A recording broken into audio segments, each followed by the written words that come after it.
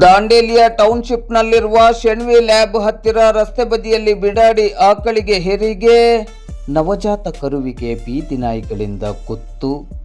ಮನುಷ್ಯನ ಸಹಾಯವಿಲ್ಲದೆ ರಸ್ತೆ ಬದಿಯಲ್ಲಿ ಹೆರಿಗೆ ಮಾಡಿದ ಬಿಡಾಡಿ ಆಕಳು ಮತ್ತು ನವಜಾತ ಕರುವಿನ ಜೀವಕ್ಕೆ ಬೀದಿ ನಾಯಿಗಳಿಂದ ಅಪಾಯ ಎದುರಾಗಿರುವ ಘಟನೆ ದಾಂಡೇಲಿಯ ಟೌನ್ಶಿಪ್ನಲ್ಲಿರುವ ಶೆಣ್ವಿ ಲ್ಯಾಬ್ ಹತ್ತಿರ ಇಂದು ಸೋಮವಾರ ಬೆಳಿಗ್ಗೆ ನಡೆದಿದೆ. ಈ ಬಗ್ಗೆ ಇಂದು ಸೋಮವಾರ ಬೆಳಿಗ್ಗೆ 11 ಗಂಟೆ ಸುಮಾರಿಗೆ ಮಾಧ್ಯಮಕ್ಕೆ ಮಾಹಿತಿ ಲಭ್ಯವಾಗಿದೆ. ಶೆಣ್ವಿ ಲ್ಯಾಬ್ ಹತ್ತಿರ ರಸ್ತೆ ಬದಿಯಲ್ಲಿ ಒಂದು ಬಿಡಾಡಿ ಆಕಳು ನವಜಾತ ಕರುವಿಗೆ ಜನ್ಮ ನೀಡಿದೆ. ದಣಿದು ಕುಳಿತಿದ್ದ ಆಕಳು ಕರುವನ್ನು ನೆಕ್ಕಿ ಸ್ವಚ್ಛಗೊಳಿಸುತ್ತಿತ್ತು. ಆದರೆ ಅದೇ ಸಮಯದಲ್ಲಿ 4-5 ಬೀದಿ ನಾಯಿಗಳು ಕರುವಿನ ಸುತ್ತಲೂ ಹೊಂಚು ಹಾಕುತ್ತಿರುವುದು ಸ್ಥಳೀಯರ ಗಮನಕ್ಕೆ ಬಂದಿದೆ. ತಕ್ಷಣವೇ ಸ್ಥಳೀಯರಾದ ಗುರು ಶೆಣ್ವಿ, ಓಂಕಾರ್ ರಜಪೂತ್ ಮತ್ತು ನಿತಿನ್ ಮಲ್ಯ ಅವರು ಬೀದಿ ನಾಯಿಗಳಿಂದ ಆಕಳು ಮತ್ತು ಕರುವನ್ನು ರಕ್ಷಿಸಿದ್ದಾರೆ.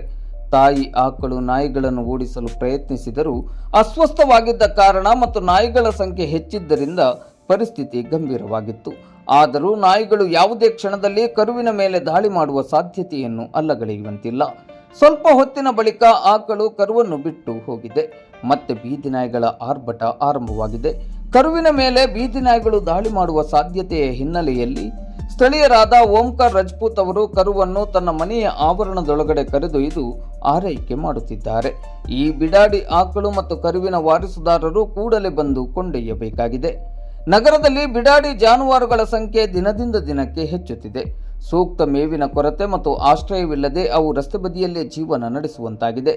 ಈ ನಿಟ್ಟಿನಲ್ಲಿ ನಗರಸಭೆ ಮತ್ತು ಪಶುಪಾಲನಾ ಇಲಾಖೆ ಜಂಟಿಯಾಗಿ ಕಾರ್ಯಪ್ರವೃತ್ತವಾಗಿ ಬಿಡಾಡಿ ಆಕಳು ಮತ್ತು ಕರುವನ್ನು ಸುರಕ್ಷಿತ ಗೋಶಾಲೆಗೆ ಸ್ಥಳಾಂತರಿಸಬೇಕು. ಇಲ್ಲವಾದಲ್ಲಿ ದಾಂಡೇಲಿ ಸಮೀಪದ ಆಲೂರು, ಪ್ರಧಾನಿ, ಕೇರವಾಡ ರೈತರು ಬಂದು ಆಕಳು ಮತ್ತು ಕರುವನ್ನು ಕೊಂಡೊಯ್ದು ಸಾಕುವ ಮೂಲಕ ಅವುಗಳ ಜೀವ ರಕ್ಷಣೆಗೆ ಮುಂದಾಗಬೇಕೆಂದು ಸಾರ್ವಜನಿಕರ ಮನವಿಯಾಗಿದೆ. ಇದೇ ರೀತಿ ಬೀದಿ ನಾಯಿಗಳ ಹಾವಳಿಯು ಹೆಚ್ಚಾಗಿದ್ದು ಜನರ ಮತ್ತು ಪ್ರಾಣಿಗಳ ಸುರಕ್ಷತೆಗಾಗಿ ನಗರಸಭೆ ತಕ್ಷಣ ಮುನ್ನೆಚ್ಚರಿಕೆ ಕ್ರಮಗಳನ್ನು ಕೈಗೊಳ್ಳಬೇಕಾಗಿದೆ.